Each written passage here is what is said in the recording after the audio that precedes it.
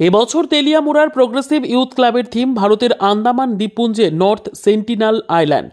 পিতৃপক্ষের অবসান ঘটিয়ে ইতিমধ্যে সূচনা হয়েছে দেবীপক্ষের। শাস্ত্রমতে পতিগৃহ থেকে পিতৃগৃহের উদ্দেশ্যে রওনা হয়েছেন দেবী দশভুজা।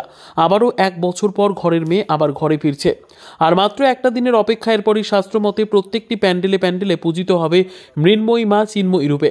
তাই ধরনের বুকে রকমারি আয়োজনের বাহার। দিকে দিকে দেবী বরণের আয়োজনে ব্যস্ত বিভিন্ন পুজো উদ্যোক্তা ক্লাব থেকে শুরু করে বারোয়ারি পুজো উদ্যোক্তারা। তেলিয়ামুড়া মহকুমার অন্যতম বনেদি ক্লাবগুলির মধ্যে একটি করইলং এলাকার প্রোগ্রেসিভ ইউথ ক্লাব।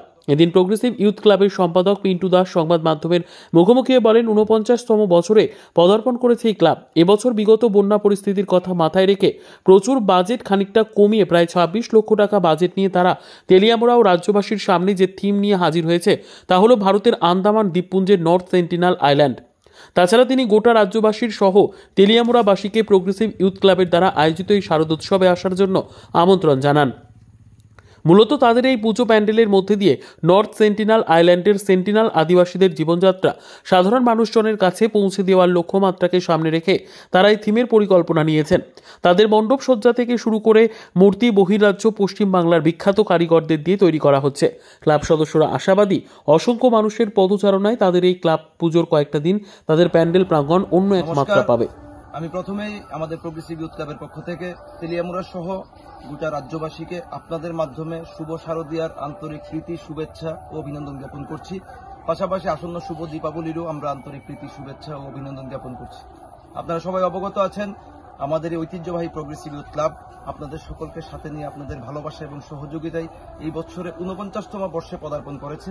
আগামী ইংরেজি বছরের গুড়াতেই অর্থাৎ 2024 সালের জানুয়ারি মাসে আমরা 1 মাস ব্যাপী নানাবিধ সামাজিক কর্মকাণ্ডের মাধ্যমে আমরা আমাদের ক্লাবের সুবর্ণ জয়ন্তী উৎসব পালন করতে যাচ্ছি। এই 49তম বর্ষে দাঁড়িয়ে আমাদের এই প্রোগ্রেসিভ ইউথ ক্লাব এই বছরও দেবী দশভুজা মায়ের আরাধনায় আমরা ব্রতী হয়েছি। এই আরাধনায় মানুষকে আনন্দ এবং মনোরঞ্জন দেওয়ার জন্য আমরা এবার থিম হিসেবে বেছে নিয়েছি ভারতবর্ষের আন্দামান দ্বীপপুঞ্জের নর্থ সেন্টিনেল আইল্যান্ডকে, যেটা ভারত সরকার দ্বারা নিষিদ্ধ একটা পর্যটক স্থান।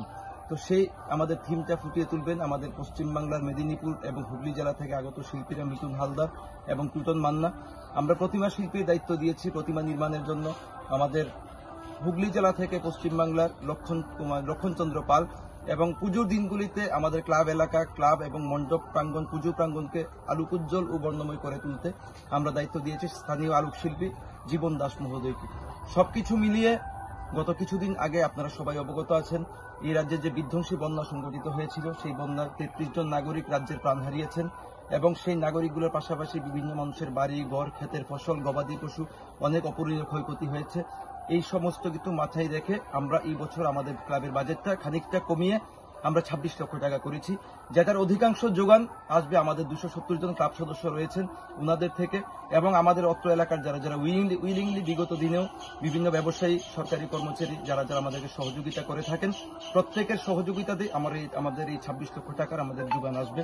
এবং সবকিছু মিলিয়ে আমরা চাইব রাজ্যের আপামর জনসাধারণের কাছে, তেলিয়ামুড়ার সমস্ত অংশের জনসাধারণের কাছে আপনারা সবাই পুজোর দিনগুলিতে আনন্দ উপভোগ করুন। যে অপূরণীয় ক্ষয়ক্ষতি হয়েছে সবকিছু ভুলে আমরা দেবী দশভুজা মায়ের কাছেও আরাধনা করব, আমরা মায়ের কাছে প্রার্থনা করব সেই সমস্ত ক্ষতিগ্রস্ত পরিবারগুলিকে যেন মানসিক শক্তি প্রদান করেন ওনারা ঘুরে দাঁড়ানোর জন্য, এবং পুজোর দিনগুলিতে সবার যেন ভালো কাটে, প্রত্যেকের জীবন মায়ের মঙ্গল দৃষ্টিতে আলোকিত হোক।